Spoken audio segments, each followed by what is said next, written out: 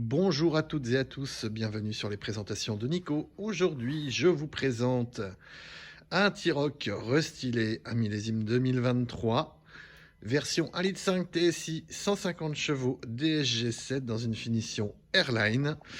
Finition Airline qui lui va comme un gant, surtout avec cette teinte blanc pur avec le toit noir, de très belles jantes en 17 couleur satinée, un éclairage full LED. Voilà, une calandre donc badgée R pour le Airline. On retrouve donc des barres de toit anodisées également sur ce véhicule-là. Donc c'est très belles jantes en 17 pouces qui ne dégradent pas le confort contrairement aux jantes en 18 pouces.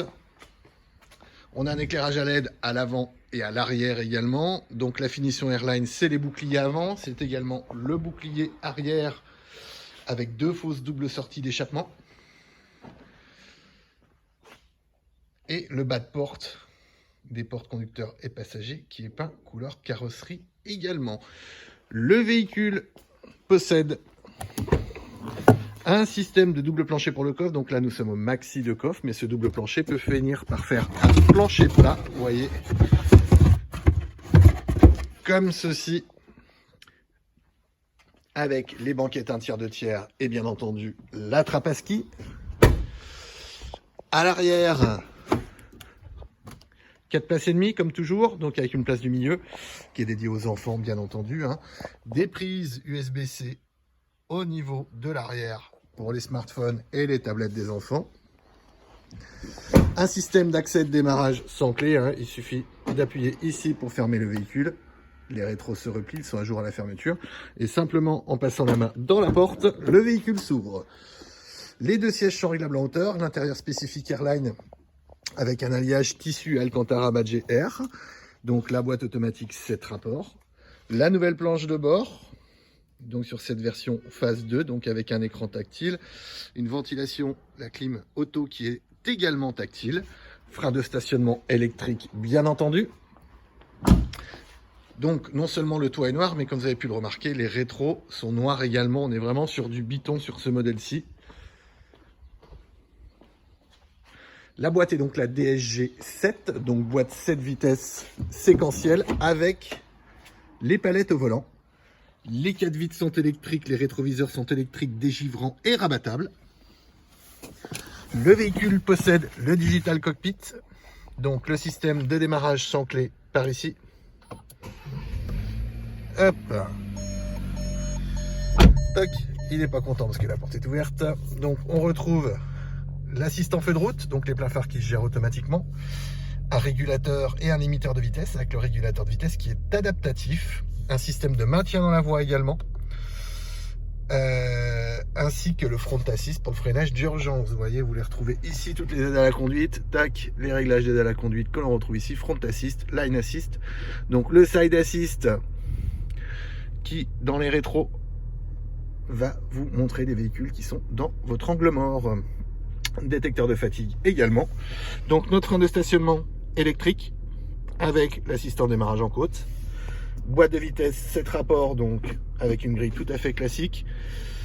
En tiltant, on passe en S ou en D et on peut passer en séquentiel également ici ou via les palettes. Passage de vitesse à droite, rétrogradage à gauche. Donc notre Digital Cockpit, il est complet, il est réglable également. Donc on peut mettre différentes choses, la consommation, la radio, etc. Au niveau de notre Digital Cockpit. La ventilation, donc automatique bizone tactile. Vous voyez, simplement comme ceci. Siège avant chauffant sur ce modèle-ci. L'aide au stationnement avant, arrière, ainsi que le parc assist. Voilà, pour l'assistant au stationnement. On retrouve une caméra de recul également sur ce véhicule-là. Tac. Le système multimédia est plutôt complet, donc le système radio avec le DAB, les radios numériques.